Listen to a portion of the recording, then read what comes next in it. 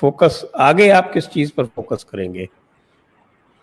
देखिए, मैं तो फोकस ऑलरेडी कर चुका हूं, मैं बता चुका हूं और बहुत जोर जोर से चिल्ला चिल्ला के सबको बता रहा हूं कि मेरे एजेंडे में इस देश में माइनॉरिटी कमीशन मेरे एजेंडे में है।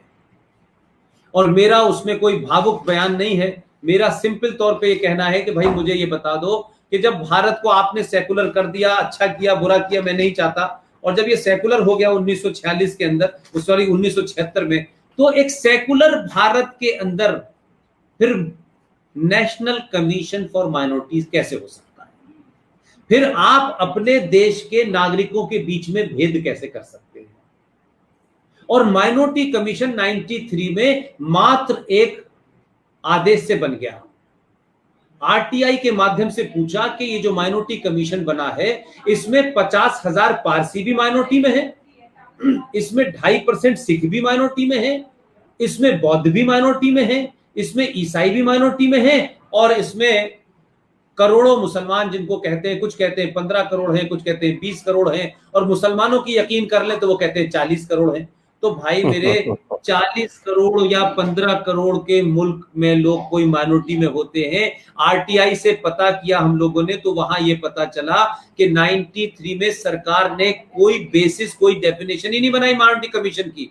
तो हमने कहा कि technically minority commission is illegal, technically minority commission anti constitution, anti secularism, और तीसरी बात जो बड़ा झूठ है जिसको आप आगे बढ़ाइएगा कि उसमें कहा यह गया कि नेशनल कमीशन फॉर माइनॉरिटी बना, बाद में उसे आपने लीपा पोती करके बना दिया, लेकिन उसमें एक और बड़ा फ्लॉ है कि करोड़ों करोड़ों रुपया, लाखों रुपया, मतलब हजारों करोड़ों में रुपया पिछले 93 से लेकर के आज तक की सरकारें दे रही हैं। और इसी के तहत भारत में 2005 में जब यूपीए सरकार आई तो एक माइनॉरिटी मिनिस्ट्री भी बन गई।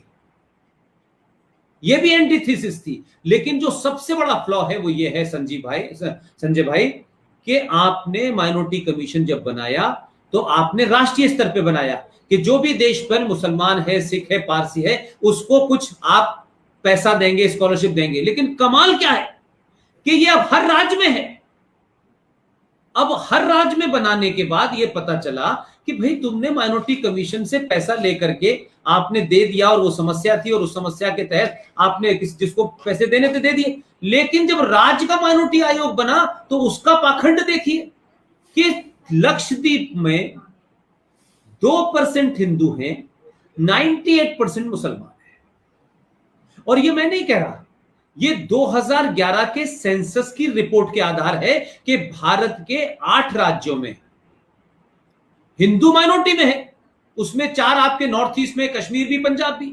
लेकिन कमाल यह है कि आपने जो 2% हिंदू है उसे कहते हैं लक्षद्वीप में ये मेजॉरिटी है और 98% को माइनॉरिटी के, तो वहां से अलग से फिर स्कॉलरशिप, यानी मेरा पैसा केंद्र से भी जाएगा, मेरा पैसा राज्य से भी उसी मुसलमान को जाएगा, फिर ज़कात फाउंडेशन। तो भाई मेरे लिए कोई जगह नहीं है, मैं राज्य का नागरिक नहीं हूं, मैं ब्राह्मण के घर पैदा हो गया हूं इसलिए मुझे लखपति हूं, मैं मेजॉरिटी में हूं तो मुझे कोई इमदाद नहीं मिलेगी, मैं इसके पीछे पड़ गया हूं।